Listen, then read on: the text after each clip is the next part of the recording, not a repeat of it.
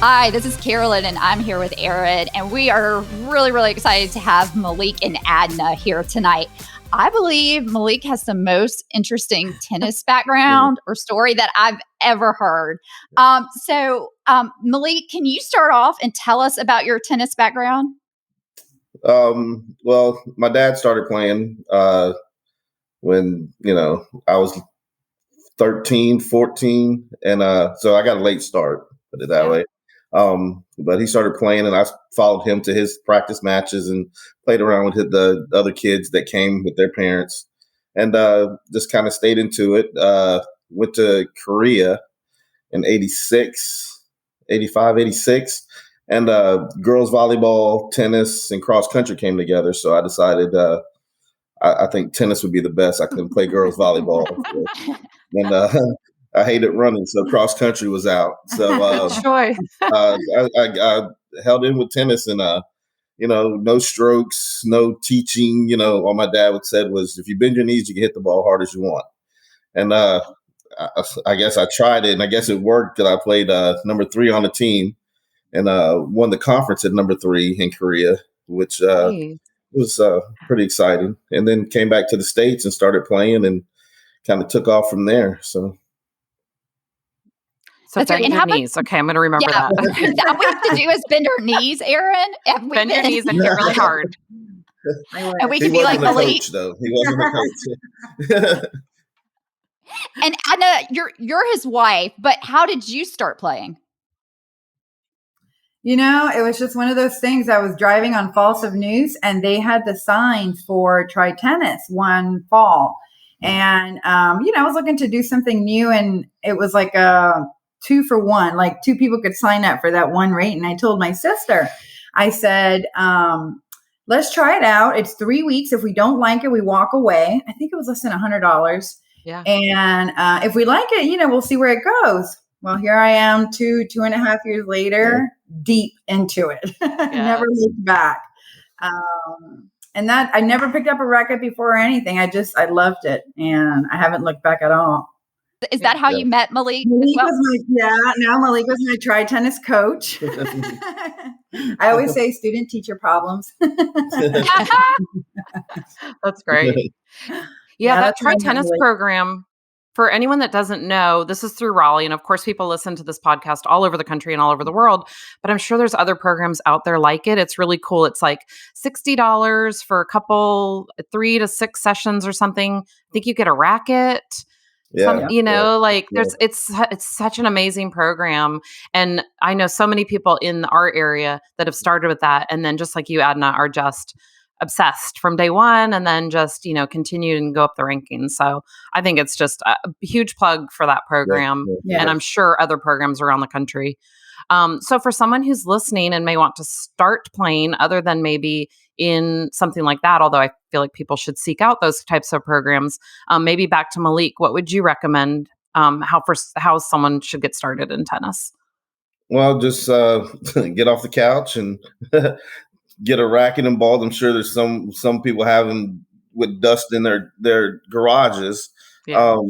But go and then just go out on a court and see if you like the game. I mean, it's a good game. It lasts forever, just about. You can play till 90-ish, as long as your health is good. But like you said, there's no better way than try tennis. I feel, just because I've done quite a bit of try tennis at Raleigh Racquet Club. And it's, it's just kind of, you got to get up off the couch and just go out and try to hit the ball. See, and it's frustrating, but, and it will frustrate you, but it's also very, like, if you're very competitive, you'll want to be able to learn how to do it. So, that might, the bug might get you there. But a lot of people now, it's kind of hard to say, get out there and play some tennis, in this heat. Nobody wants to get out there and just eat and play, but it's a fun game, and I think it'd be well worth your time to go out there and try it at least. And I think getting out in the heat is better than getting out in the snow or the really super cold. So it is a sport that can be done. Yeah, it's a sport that can be done for a lot of months. Mm-hmm. Yeah, a lot of months. And I was the same way as you, Adna. I'd never touched a racket till I was 40. just took a couple lessons, caught the bug. And I think so many people do that. So yeah, I'm with you 100%. Yeah. Well, and what Okay, I like can I about ask the another- Try Tennis program. No, I was just going to add from a student, a graduate of Try Tennis. There really isn't like any commitment until you determine you like it, right? If you go to like any gym or other sports, you have to dive in head first, and then you're stuck for a season or whatever the term is. But here it's like 3 to 6 weeks. You don't like it, you walk away. You like it, you keep going. You know, That's a really good point. Great. That's great. Okay. So Malik, you deal with adult recreational players like us. What can beginners do to get better? Keep playing. Tennis is a repetitious sport. You know, you got to get out and hit a ball 1,000 times. You know, some people go out twice a week and wonder why they can't get better. You got to hit 1,000 tennis balls. You can't just go out once or twice a week and say, why am I not Serena or Agassi or Sampras yet, or somebody like that? You know, you got to get out there and practice. Find somebody who's just as energetic and wants to go out and play also, and just get out and just hit a whole bunch of tennis balls. You know, maybe a few lessons would help. You know, a lot of clinics help because then you get to go with your friend and have fun. But then I also recommend taking maybe a private lesson and then go back to clinic and see, you know, as you get more clinics in, then your individual lessons, you'll see how much better you are when you come back to clinic, you know, from your individual lessons. Like, oh, wow, I'm getting better than these guys, the ones that only do clinics, you know. So I just kind of recommend just getting out there and just hitting the ball over and over again. Play as much as you can, or your body or your time will allow you to do, basically. I agree with that. There's people that we know that have been, you know, a certain ranking for, you know, 5, 6, 7, 8 years in a row. And then some that like move up the rankings really quickly. And those are the ones that I see out there all the time.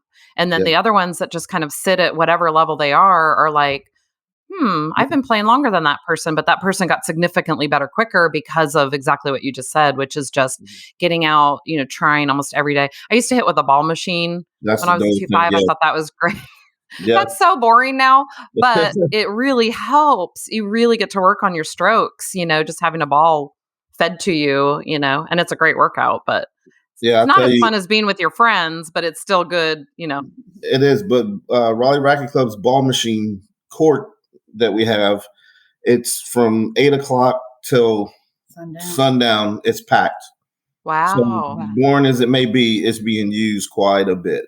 Yeah. So and you get the same ball every single time, and that's good, you know. But like I said, I do recommend you get a different ball, like if somebody was feeding it to you or hitting it to you, because of different spins and different heights and speed of the ball. So a live ball is a lot different than sometimes we don't know where we're going to hit it, so our opponents have to figure out. That's what I always say. I'm like, I don't know where I'm going to hit it, so I don't know how my opponent is going to figure out where I'm going to hit it. So that's right. Adna, it sounds like you just, I don't know how many seasons you've been doing USTA leagues now, but I know have joined a lot of teams because you have the bug, which we all do. Yeah. So when did you do that? Did you do that pretty soon after? Did you take like several months of clinics? When did you jump in? I did. No.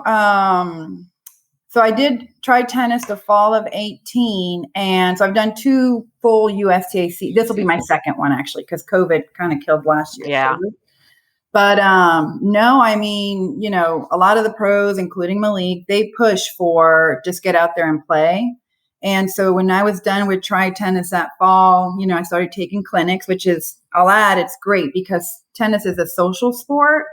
And so it's at those clinics that you'll really meet some great people and people that you'll want to hit with and practice with, right? And then eventually form teams.